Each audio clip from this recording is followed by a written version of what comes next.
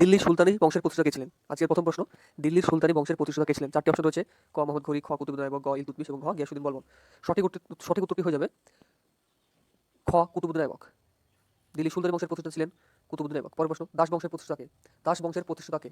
এখানে 4টি অপশন রয়েছে, ইলতুৎমিশ, বলবন, নাসিরউদ্দিন, কুতুবুদ্দিন আইবক। এটা তো সঠিক উত্তর হয়ে যাবে কুতুবুদ্দিন আইবক। দিল্লিতে দাস বংশের প্রতিষ্ঠা করেছিলেন কুতুবুদ্দিন আইবক। পরবর্তী প্রশ্ন, দিল্লির সুলতানি শাসকের শেষ শাসক কে ছিলেন? দিল্লির সুলতানি শাসকের শেষ শাসক কে ছিলেন? 4টি অপশন রয়েছে, আলাউদ্দিন আলম শাহ, খ ইব্রাহিম লোদি, গ বহলুল লোদি এবং ঘ সিকান্দার লোদি। এখানে সঠিক উত্তরটি হয়ে যাবে খ ইব্রাহিম লোদি। দিল্লির সুলতান শাসকের শেষ শাসক ছিলেন ইব্রাহিম লোদি। পরের প্রশ্ন, দিল্লির কোন সুলতান কৃতদাসদের জন্য একটি পৃথক দপ্তর তৈরি করেছিলেন? দিল্লির কোন সুলতান কৃতদাসদের জন্য একটি পৃথক দপ্তর তৈরি করেছিলেন? সঠিক উত্তরটি হয়ে যাবে, 4টি অপশন রয়েছে, ক ইলতুৎমিশ, খ বলবন, গ মোহাম্মদ বিন তুগলক, ঘ ফিরোজ শাহ তুগলক। সঠিক উত্তরটি হয়ে যাবে ঘ ফিরোজ শাহ তুগলক।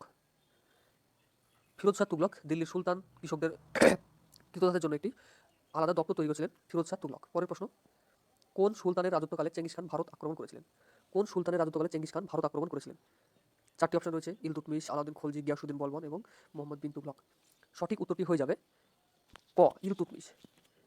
ইলতুৎমিশ ইলতুৎমিশের আমলে চেঙ্গিস খান ভারত আক্রমণ করেছিলেন, যেটি 1221 খ্রিস্টাব্দে খিবার প্রদেশের শাসনকর্তা জালাউদ্দিন মঙ্গবারুনিকে ধাওয়া করে ভারত আক্রমণ করেছিলেন। তৎকালীন সুলতান ইলতুৎমিশের কৌশলে তিনি ভারতে ক্ষতি করতে না পেরে ফিরে যান। পরের প্রশ্ন, দিল্লির কোন সুলতান অশোক স্তম্ভ দিল্লিতে এনেছিলেন? দিল্লির কোন সুলতান অশোক স্তম্ভ দিল্লিতে এনেছিলেন? 4টি অপশন রয়েছে, ক মোহাম্মদ বিন তুগলক, খ ফিরোজ শাহ তুগলক, গ ইলতুৎমিশ এবং ঘ আলাউদ্দিন খলজি। সঠিক উত্তরটি হয়ে যাবে ফিরোজ শাহ তুগলক, খ ফিরোজ শাহ তুগলক, যিনি অশোক স্তম্ভ দিল্লিতে এনেছিলেন। পরের প্রশ্ন, দিল্লিতে কুতুব মিনার কে নির্মাণ করেন? দিল্লিতে কুতুব মিনার কে নির্মাণ করেন? এখানে সঠিক উত্তরটি হয়ে যাবে কুতুবুদ্দিন আইবক। খুবই সহজ প্রশ্ন কিন্তু খুব ইম্পর্টেন্ট, যেটি কিনা বিশেষ পরীক্ষায় বারবার এসেছে এবং প্রশ্নগুলো অগ্রিম WP constable main, WP SI prelims ইত্যাদিতে আসার সম্ভাবনা সবচাইতে বেশি। পরের প্রশ্ন, ইবাদতখানা কে নির্মাণ করেন এবং কোন সালে? ইবাদতখানা কে নির্মাণ করেন এবং কোন সালে? ইবাদতখানা নির্মাণ হয় 1575 খ্রিস্টাব্দে, যেটি ক নম্বর আছে। আর এটি নির্মাণ করেছিলেন কে? সবাই জানি আমরা, এটি নির্মাণ করেছিলেন সম্রাট আকবর। সম্রাট আকবর ইবাদতখানা নির্মাণ করেছিলেন। 1575 খ্রিস্টাব্দে সম্রাট আকবর ইবাদতখানা নির্মাণ করেছিলেন বিভিন্ন ধর্মগুরুদের আধ্যাত্মিক উপলব্ধি এবং তারা প্রচারিত বিভিন্ন আধ্যাত্মিক জ্ঞান সম্বন্ধে আলোচনা করার উদ্দেশ্যে। পরের প্রশ্ন, ভূমিসত্ত্ব প্রতিষ্ঠায় কবুলিয়ত ও পাট্টা প্রথার প্রচলন কে করেন?